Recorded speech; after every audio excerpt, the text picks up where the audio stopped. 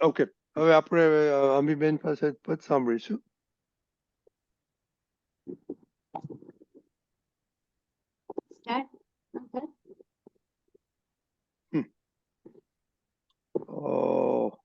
ગુમ થઈ કયું પદ ગયું. છે? I don't know. આપણે દાદા ભગવાન વિના બીજું કશું દેખવું નહીં. I don't know why I keep losing it. જય સચ્ચિદાનંદ. જય સચ્ચિદાનંદ. જય સચ્ચિદાનંદ રજની અંકલ. જય સચ્ચિદાનંદ Amiben. CD 2309 દીપકાનજી. Okay, but wait. I don't know why I keep losing it. I have it here.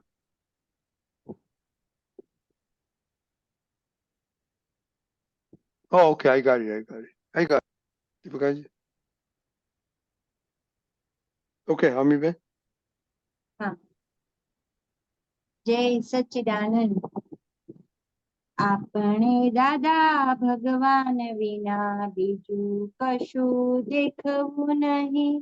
ઉપરી હોવા છતાં એને ઉપરીપણું રાખ્યું નહીં.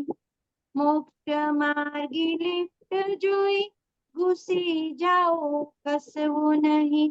ગુપ્તને ચૂપ જોયા કરવું રસ્તામાં ઉતરવું નહીં. સીધા રસ્તા મળ્યા પછી આડા રસ્તે પંટવું નહીં. મૂળ મોક્ષ મળ્યા પછી ઝાંખરામાં ફરવું નહીં.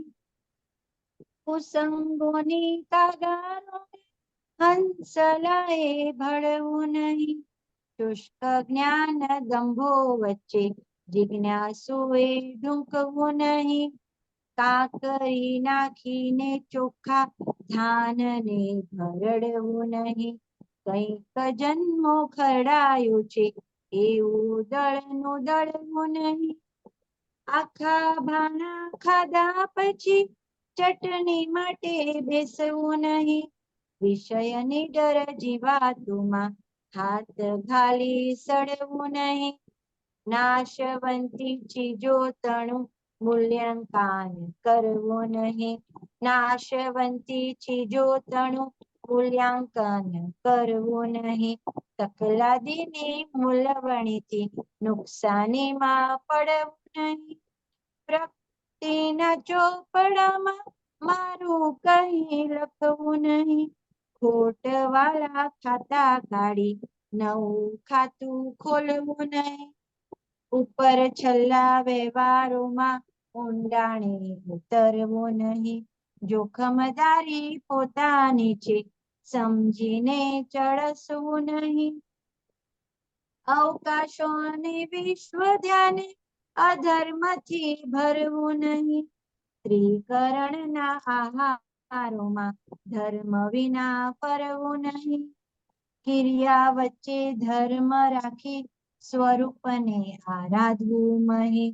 મૂર્તામૂર્ત તરણ તારણ દાદાને હું વિસરું નહીં. સર્વહાર વિહારોમાં આત્મે પરિણમવું નહીં. જ્ઞાની પાસે શક્તિ લઈને જ્ઞાનને પચાવવું અહીં. સર્વહાર વિહારોમાં આત્મે પરિણમવું નહીં. જ્ઞાની પાસે શક્તિ લઈને જ્ઞાનને પચાવવું અહીં. આપણે દાદા ભગવાન વિના બીજું કશું દેખવું નહીં. ઉપરી હોવા છતાં એને ઉપરીપણું રાખ્યું નહીં. આપણે દાદા ભગવાન વિના બીજું કશું દેખવું નહીં. જય સચ્ચિદાનંદ. જય સચ્ચિદાનંદ. બહુ સરસ પદ કાઢ્યું, બહુ ગાયું, સરસ. કેમ આજે આપણે આ ચૂઝ કર્યું? એટલે આ પદ સિલેક્ટ કરતી હતી ત્યારે આ ગાયું ને તો કેટલું બધું એમ કવિરાજ આમાં કહે છે કે હવે દાદા ભગવાન મળ્યા પછી આપણે હવે અલ્ટિમેટ મળી ગયું છે. હવે ક્યાંય પણ કોઈની છાયામાં નથી પડવાનું, કોઈની વાતોમાં પણ નથી આવી જવાનું. અને એટલું બધું ચેતવણી આપી છે આખા પદમાં કે બહુ સમજવા જેવું લાગ્યું એમ કે ક્યાં કે આ બધી ભૂલો હવે થતી હોય તો ત્યાં અટકી જવું પડશે એમ. ઓકે, હવે એટલે શું સમજ આમાં આ છે ને દીપકાનજી, કુસંગોની કાગારોળે હંસલાએ ભળવું નહીં. એમાં કુસંગ એક્ઝેક્ટલી પર થોડું પ્રકાશ આપો. અને પછી એક બીજું એક છે, અવકાશોને વિશ્વ ધ્યાને અધર્મથી ભરવું નહીં. ત્રિકરણના આહારોમાં ધર્મ વિના ફરવું નહીં. એ ત્યાં થોડું સમજ આપો.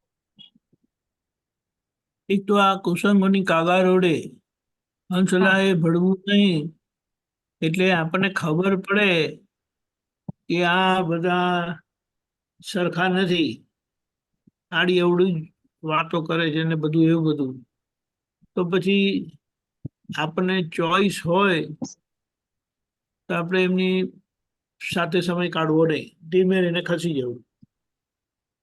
પછી એવી સ્થિતિ હોય કે આપણાથી ખસાય એવું ના હોય તો આપણે એમની વાતોમાં બહુ ઊંડા ઉતરવું નહીં.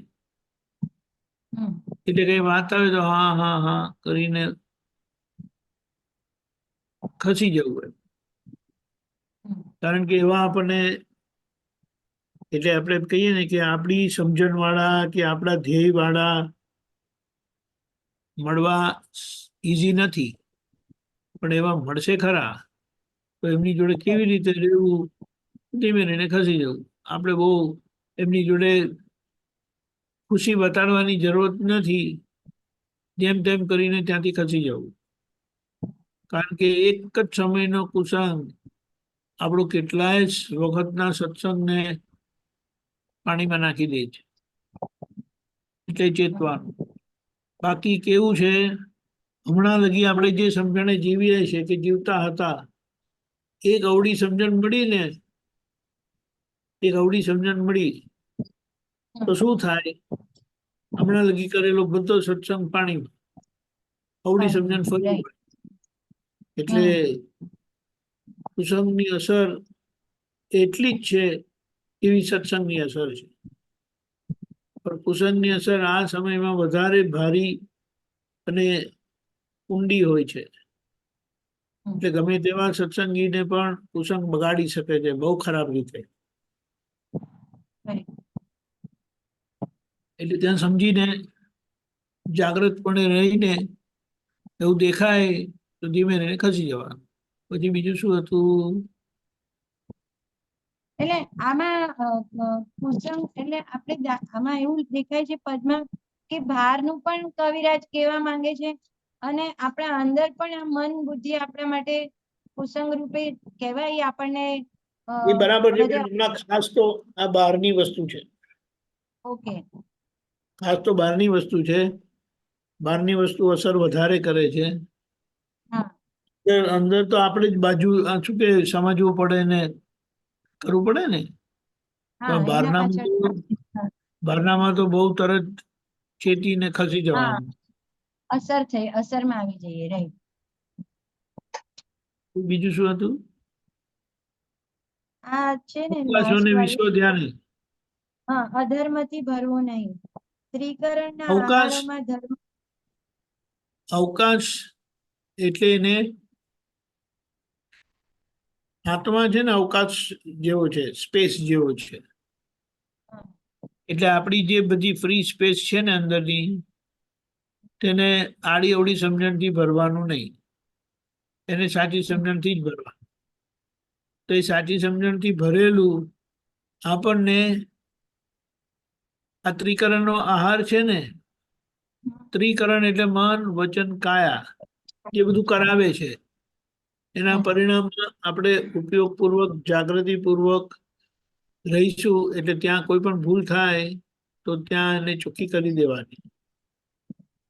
ધર્મ વિના ફરવું નહીં એટલે આજ્ઞા વિના ફરવું નહીં. ખ્યાલ આવ્યો? હા, એટલે ફ્રી ટાઈમનો કિરિયા વચ્ચે ઉપયોગ, ધર્મ, એટલે જે નીચેની લાઈન છે એમાં હા, ફ્રી ટાઈમનો કિરિયા વચ્ચે ઉપયોગ આપણે ધર્મ એવી રાખીને રીતે કરવું કરવાનો કે પડે. જ્યાં આપણી સમજણ વધે. ખ્યાલ આવ્યો? ફ્રી ટાઈમનો ઉપયોગ આપણે એવી રીતે રાખીએ. ક્રિયા વચ્ચે ધર્મ રાખીએ એટલે ત્રિકરણના આહાર વિના એમાં એટલે એમાં જ એનું એ છે કે બધી જ ક્રિયાઓમાં હમ રાખી સ્વરૂપને આરાધવું મહી. ક્રિયા એ પ્રકૃતિનો ધર્મ છે હમ અને આપણો આત્મા ધર્મ છે. એટલે સ્વરૂપને આરાધવું મહી, સ્વરૂપની આરાધના એટલે જે આ બહારની ક્રિયાઓ થઈ રહી છે એને સારી રીતે ઉપયોગપૂર્વક પોતે જુએ અને હમ એમાં જે કંઈ ભૂલ ખબર પડે એને ચોખ્ખી કરતા જાય. correct. તરત દાદાને એવું વિસરવું નહીં. એટલે કે હમ બધામાં શુદ્ધાત્મા ભગવાન સ્વરૂપ દાદા ભગવાન રહેલા છે, એમને હું જોવાનું ચૂકવું નહીં. હમ પછી બસ એક ત્રીજું હતું, આ એક શું કહ્યું? સમજાવી દો. કાંકરી નાખીને ચોખ્ખા ધાનને ભરડવું નહીં. ઉપર લઈ જાઓ. હા, ઉપર જ છે, કુસંગોની નીચેની લાઈન.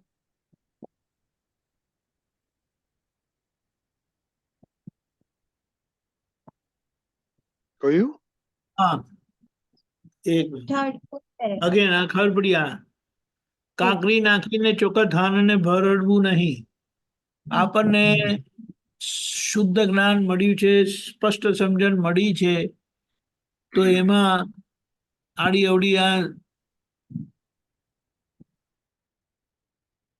આપણને કહી જાય છે ને, શબ્દ કીધા હોય ને આપણે ચક્રાવે ચડી જઈએ અને આ લગી જે સમજેલા હતા એના પર ચોકડી મૂકી દઈએ. એટલે જે આપણને દાદા ભૂલાવે, દાદાનું જ્ઞાન ભૂલાવે અને પોતાનું જ્ઞાન પકડાવે, તો ત્યાં સમજીને ચેતીને રહેવાનું છે કે એ ઠંડા શાંત પાણીમાં પથ્થરો નાખી રહેલા છે. કઈક જન્મ ખરડાયું છે એવું દળનું દળવું નહીં હવે. એટલે કેટલાય જન્મોથી આવું જ કરતા રહ્યા છે, પોતાનું નુકસાન કરી રહ્યા હતા અને આપણને ખબર જ નથી પડતી. એટલે હવે પોતાનું નુકસાન થવા ના દે અને એવી કઈ પણ ભૂલ હોય તો પોતે એને જોઈને ચોખ્ખી કરી નાખે. અને જે ઉપરની બીજું પહેર્યા છે ને એમાં ગુપને ચૂપ જોયા કરું, રસ્તામાં ઉતરવું નહીં. રસ્તામાં ઉતરવું નહીં એટલે શું કહેવા માંગે છે? એ દાખલો આપું.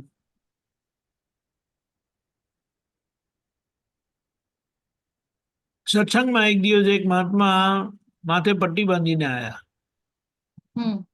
બરોડામાં. દાદાને કીધું શું થયું આ? કે દાદા હું તો પેલું રમખાણ થયેલું ને તેને હું જોવા ગયો હતો એમ. એક પથ્થરો મારા માથા પર પડ્યો એમ. એટલે વાગ્યું હતું એવી રીતે. કે આપણે ત્યાં જવાની ક્યાં જરૂરત હતી? એટલે આપણે મુદ્દામાં શું છે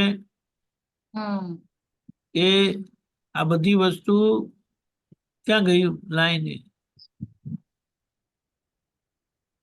સેકન્ડ ઉપરથી બીજું.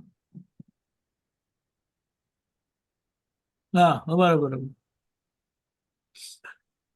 એ મોક્ષ માર્ગી જોઈ ઘૂસી જવું, ખસવું નહીં કીધું ને, એટલે આપણે લિફ્ટમાં બેઠા છે એટલે એમાં કોઈ ક્રિયા કરવાની જરૂરત નથી.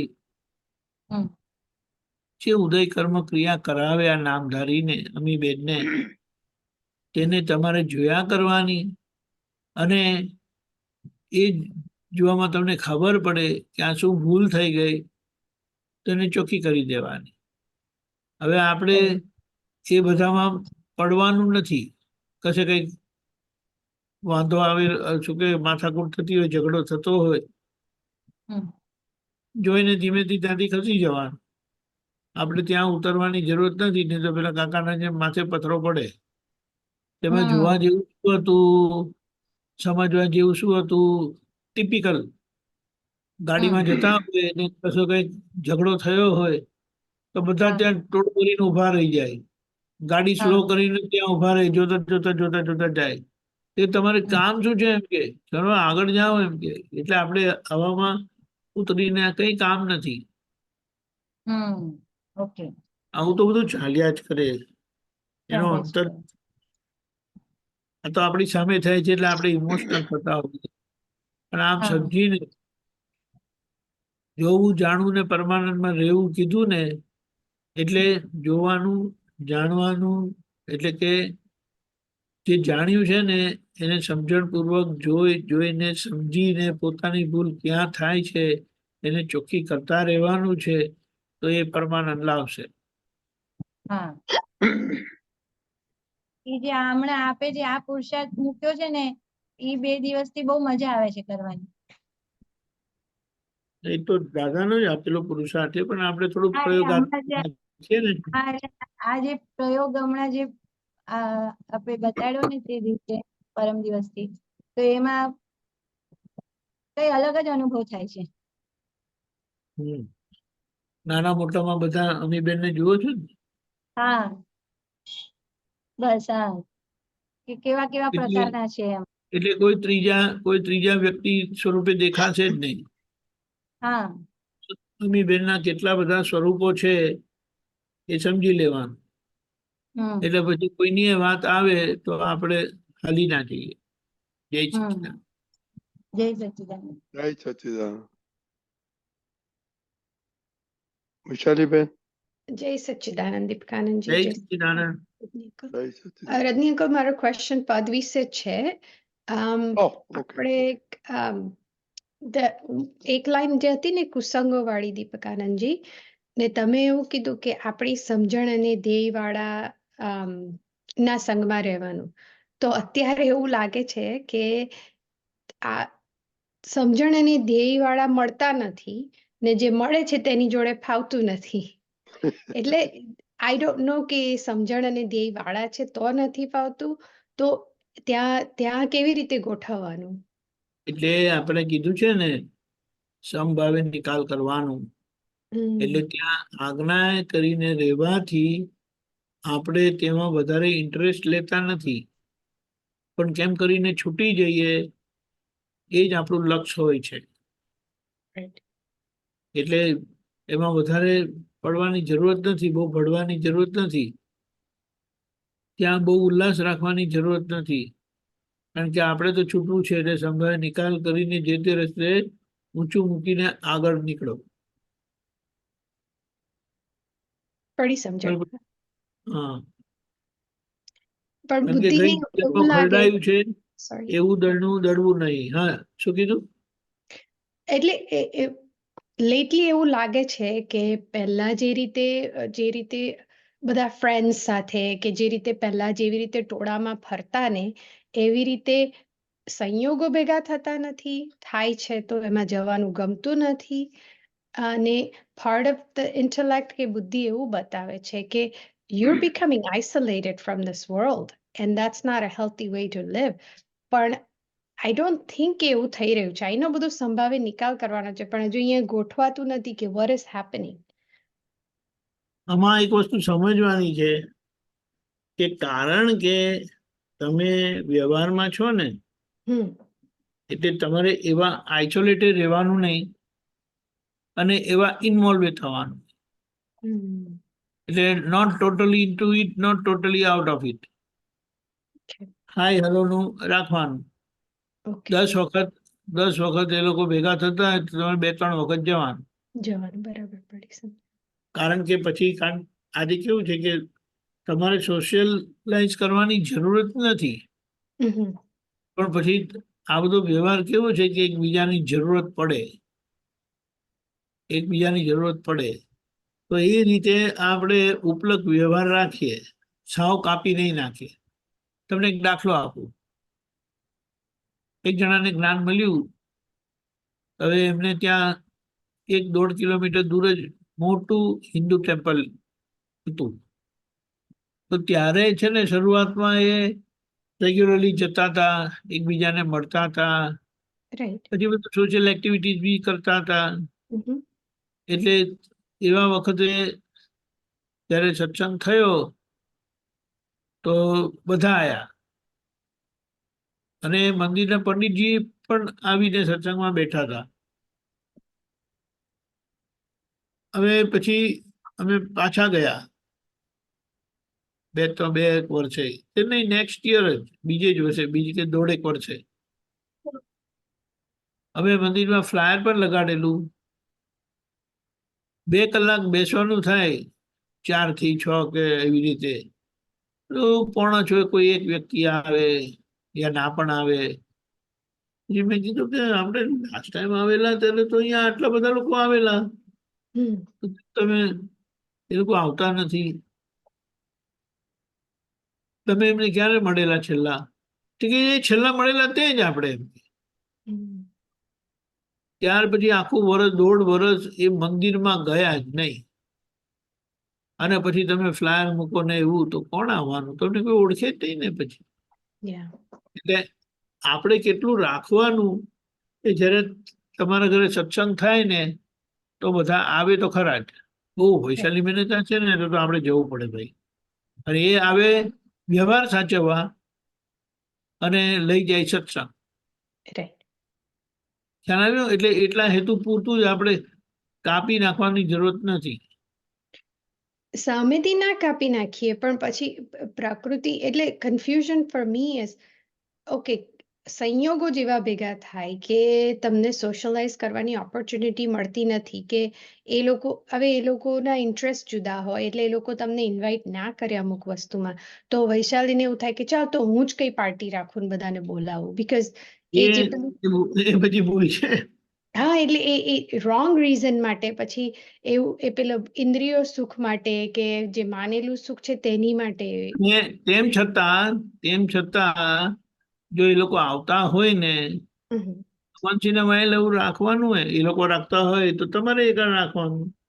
પણ મુદ્દો છે ને, આપણો હેતુ સોશિયલાઇઝ થવા માટે નથી. આપણો કોન્ટેક્ટ કેટલા પૂરતો છે કે કાલે તમારે ત્યાં સત્સંગ થાય ને તમે આ લોકોને ઇન્વાઇટ કરો ને તો આ લોકોએ આવવું પડે. હમ, હમ, સોશિયલ કનેક્શનના લીધે એ લોકોએ આવવું પડે. અને શું પ્રાપ્ત કરીને જાય? દાદાની સમજણ લઈને જાય. Yeah. આપણો હેતુ એટલો જ છે. આપણો હેતુ બીજો કોઈ છે નહીં. ખબર પડી? હા પડી અને એમાં જયારે આવી રીતે એ લોકો 2-3 વખત આવી રીતે આવતા થાય તો પછી એમને સમજાય કે ઓહ, આ વૈશાલીબેનના સત્સંગને બધાની વાત કરતા હતા ને તો ખરેખર સારી છે એમ કે. એટલે બધા આ આફ્રિકામાં આપતા પુત્રો ગયેલા ને તો ત્યાં પાર્ટી થતી હતી ને પાર્ટીમાં બધા એ ખાય પીએ બધું જ હાથમાં ગ્લાસ લઈને સત્સંગ કરેલો છે લોકોએ આપતો પુત્ર સાથે. અને આપતો પુત્રોને કોઈ વાંધો આવ્યો નતો. પણ એ બધા પીનારા સત્સંગમાં જોડાયા ને પીવા ખાવાનું બધું બંધ થઈ ગયું. હવે જો એ પાર્ટીમાં નહીં ગયા હોત તો કોઈ આવવાનું હતું એમને ત્યાં? બરાબર છે. એટલે આ તો એક સંજોગો જોઈને આપણે હેતુ સમજીને આપણે કરવાનું છે. ખબર પડી? હા પડી ગઈ સમજણ. યા બીજો એક ક્વેશ્ચન હતો એમાં કે એમાં એવું હતું કે નાશવંતી ચીજોનું મૂલ્યાંકન કરવું નહીં, એ મારે થોડું વધારે સમજવું હતું. આ બધી નાશવંતી વિનાશી વસ્તુ નથી. હા વિનાશી છે. કપડા વસ્તુ આ બધી ગેજેટ્સ ને બધું જે બધું આ કે ને સંબંધો પણ બધા ડેલિકેટ અને ટેમ્પરરી છે. રાઈટ. સંબંધો પણ એટલે આપણે કેટલું રાખીએ એની જે વેલ્યુએશન કરેલી છે અને એની પાછળ ઘેલા થઈ જાય છે, ખોવાઈ જાય છે, તો કે એને ડિવેલ્યુ કરી દેવાની છે. એટલે વસ્તુ હશે, સંબંધો હશે, પણ એની ફેટાલિટી સમજીને તમે રહો. એટલે કાલે કે ઊંધું પડી જાય ને તમારું પેટનું પાણી હાલે નહીં. હા બરાબર છે. પણ એ આ તો સંબંધ વેલ્યુએશન કરેલું છે ને એની જ બધી અસરો છે આપણને. Right, true, very true. આ સંબંધોની પણ તમે વાત કરી ને તો એવા તો અમુક સંબંધો તો એવા હોય ને કે લેટ્સ સે કે તમારા છોકરાઓ વિશે તમને વિચાર આવે કે એમના પ્રત્યે એવું થાય તો ત્યારે તો there are certain obligations you have and then there's also a part where you એ બધું પ્લે કરવાનું. just તમને play એક દાખલો આપું એના પરથી ખબર પડશે. ઘરમાં બેબી 18 વર્ષની થઈ હમ. અને 15 જ દિવસ જેવા થયા હતા. હવે ત્યાં તો તમે જાણો છો કે બધા પાસે ગાડી ને બધું આવી ગયેલું હોય. Right. એટલે બેન બા રાત્રે 10 વાગે જે પહેલા રૂલ થી આવી જતા હતા તે 10:30, 11, 12 વાગે પણ આવે. હમ. હવે વધારે છોકરી છે ને ડોટર, એટલે પપ્પાને વધારે ચિંતા હોય સામાન્ય રીતે, અને Yeah. મમ્મીને દીકરા માટે હોય. તો હવે પપ્પા કે હવે સંજોગ એવા આવેલા કે 5-6 વખત ઇન્ટરેક્શન અમારી સામે જ થયું એ લોકો. હમ. એટલે પપ્પા કન્સર્ન થી કે બેટા you have to be here by 10 એમ કે. No, Dad, એમ કે I'm already 18, I know what is good, what is bad for me. Don't you have confidence in me and I am the time you don't you trust me ને બેટા બધી વાત બરાબર છે પણ it's always safer and better if you be here by 10. એ ફારે ઘડી આમ કરે 18 થઈ ગયા 18 થઈ ગયા 18, અને ઉપરથી મમ્મી એને ટેકો આપતા હતા. હમ. મમ્મી એમને ટેકો આપતા હતા. ત્રીજે ચોથે દિવસે પપ્પા બરાબર ગરમ થયા અને પછી કીધું it's done now, you will not come to me for anything. For anything you want, you can go to your mama and she will take care of it. I need not tell you anything, what you should do, when you should come, when you should go. You tell your mama and take care of yourself. આ સારું થયું ખરાબ થયું? I think it's right.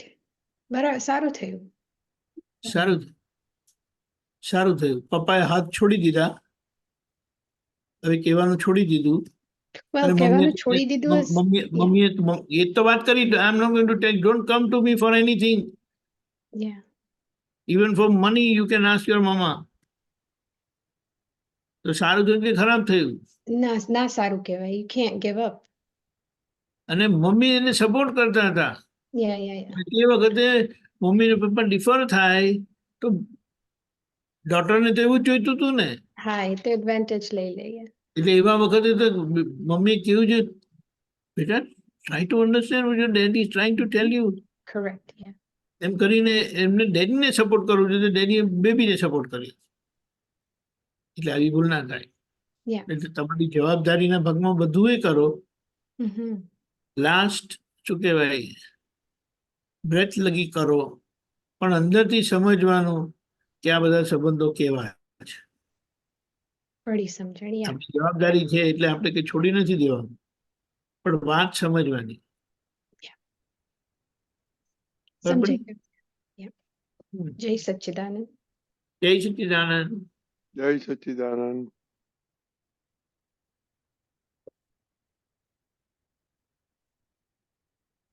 કશ્યપભાઈ. બધાને જય સચ્ચિદાનંદ.